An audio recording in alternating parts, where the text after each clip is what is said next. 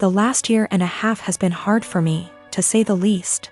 Last March, my brilliant and hilarious and beautiful girlfriend Natalie suddenly passed away. Everyone always gave shit about us because of politics. We met in college when we were poli-sci majors. She is very liberal, think AOC, and I'm pretty conservative. We actually met because we were serving as treasurers for our school's college Democrats and Young Republicans clubs, respectively. And our groups would get together for drinks or bowling or laser tag once a month. Well, Natalie and I bonded over a lot of shared interests and we hit it off. Even if we didn't see eye to eye on many issues, debating her was stimulating and formed the cornerstone of our relationship. We've had debates that went on until dawn. We just bounced off each other. She liked to joke that we were drift compatible. I wanted to marry this woman, but she passed away before we got a chance to talk about marriage. I'm in therapy and I'm working through not having her in my life anymore, but it's been rough. Then Rona happened and I got laid off, so I had to move back in with my parents and figure out what I am supposed to do now. My parents mean well, but they got married really young and are more conservative and religious than me. They've been trying to set me up on dates with single girls from their church since I moved back home. But I don't want to date these girls. No offense to them, but it's a small town in the American breadbasket. They don't share the same interests as me and it feels like their only goal in life is to be a good Christian wife and produce a lot of babies. Trying to talk to them about current events is excruciating for me. The girls my parents tried to set me up with take everything they read on Facebook or hear from Fox News for face value. It makes me miss Natalie and our debates more. My parents mean well. I know they want me to find a nice girl and settle down with her, but not like this. They are nothing like Natalie and never will be. I miss her, even if my folks didn't like her ideas. But when I told them the other night that I wanted them to stop setting me up on dates with these girls, they freaked out and told me that I needed to consider settling down since I just turned 30. They're good girls from great families, I know that, and my parents like them more than they liked Natalie, but she was my one and only. I don't think it's fair for anyone when I still love her. They are even more angry at me because I told them that I just don't see myself getting married anytime soon. But like I said, Natalie was my soulmate and I just can't see myself being with anyone else but her. Yet, they are insisting that I need to find a woman and settle down and give them grandchildren. We were seriously close to talking about marriage. But around the time she died, it was more like how funny it would be if the bridal party wore blue and the groomsmen wore red because the bride is a Democrat, and the groom is a Republican / Romeo and Juliet deal. I wish we got to do that. Natalie thought it was hilarious. I have a sister who has a husband who is the poster child of weaponized incompetence. They have 4 kids and she's pregnant. My sister works a full-time job, 40+ hours a week, cleans her entire house, cooks, takes care of all her children without him doing anything. It is seriously mind-blowing that she wakes up at like 4 a.m., cooks breakfast, does chores, gets all of her kids ready for school, takes them all to school and daycare, and all he does is stay home and work. And when his kids get home, after my sister picks them up, of course, he will play with them for a little and play video games until he falls asleep. She actually makes more than him. My fiancé and I had to stay with them for 6 weeks while our home was being renovated, and since we both WFH, we helped her, and it is amazing how much happier she is when she has help. I helped with the kids and my fiancé even drove her to doctor's appointments. Her husband literally only acknowledges he is a parent when his family is around, then he is a God-fearing, hard-working father of 5. He is the one that wanted more kids. She wanted to stop after her last baby, but he needed more boys. I am seriously concerned not only for her, but her kids as well, because now her oldest is seeing what's happening and trying to help, but my sister is prideful and refuses to let her child do anything. Me and this man have never gotten along. He's been acting like this since their 8-year-old was born. I've tried talking to her about leaving, but she doesn't want her kids to grow up in a broken home. And unfortunately, her experience with our parents' divorce was completely different than mine, so she doesn't understand that a divorce would benefit her kids here because she thinks they need their mom and dad together. Cut to this past weekend, her and her husband threw a pre-Thanksgiving potluck where our entire family plus his was there. I stayed with my sister a few days before because I knew he wouldn't help. So we're at dinner all talking, and I mention we are trying for a baby, and my brother-in-law makes an offhanded comment to him about how hard fatherhood is. And I snapped and said, like you would know. He looked taken aback and asked me what I meant, and I unloaded on him, calling him a pathetic excuse for a man who makes my 8 months pregnant sister do everything for their family. I went off for a solid 10 minutes, and he sat there shrinking in his seat. I left. Last night my sister called me and thanked me for standing up for her and told me she appreciated me.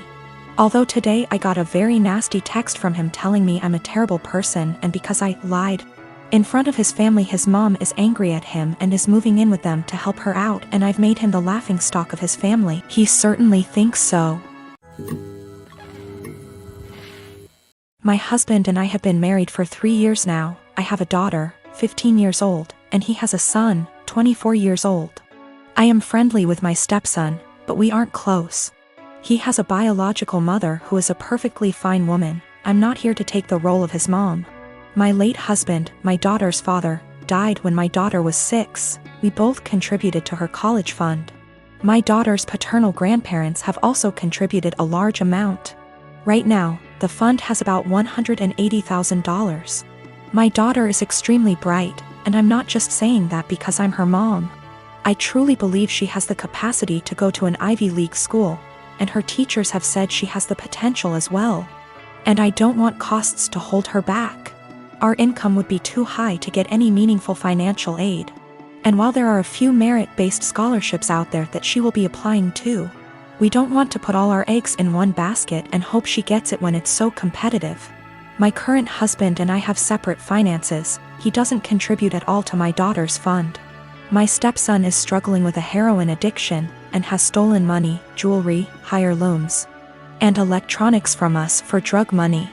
I understand that addiction is a disease, and I personally paid for an outpatient detox for him, which cost $1,000, which failed. His father then paid for an outpatient rehab program, which cost $6,500, which also didn't work because he barely showed up. He promised us he'd do better next time, and he needed another chance. So I split the cost of another $6,500 outpatient rehab program with my husband, which seemed to work during program, but he relapsed as soon as he got out of it. I have spent so much money, time, and energy, and it hasn't helped at all. My husband and my stepson want to try a 60-day inpatient rehab program, which will cost $30,000. I had absolutely no idea where they were supposed to get the money for that, considering the thousands and thousands of dollars that were already spent, and the fact that we no longer had anything of value in our house. They want to use my daughter's college fund, which to me is absolutely off limits. I feel like it's completely unfair to my daughter to punish her for my stepson's addiction, unfair to my late husband and his parents, but frankly, I don't think spending $30,000 will work. My husband thinks I'm an asshole because I'm prioritizing my daughter's education over his son's life, and he believes medical needs come first.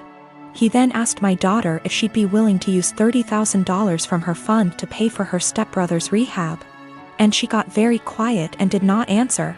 He then got very upset with her and said she was being selfish. My daughter later told me that she didn't want to give her stepbrother the money, but she felt so guilty. And I am furious at my husband for emotionally guilt-tripping my daughter like that. I have waited tables for the last 3 years. During my shift last night, a group of 4 women in their late 20s came in. They were a pleasure to have as customers. They ordered 4 of our house cocktails to start with and then went over the menu for their entrees. Then I was on my way back to their booth with the drinks on a tray. I walked by the backside and overheard one of them talking about how she was 14 weeks along. When I rounded back, they were talking about the same topic, and it was clear to me that she was pregnant. I figured her having 1 drink wasn't a big deal. They ordered their entrees and I went off to handle other tables. About 5 minutes later, they called me over again and asked for another round. At this point I started getting concerned, but I took the order and cheerfully said I'd be right back. This time, I went to the bartender and asked him to make one of them a virgin cocktail. He was confused, but since he's a good friend of mine, I told him to just trust me.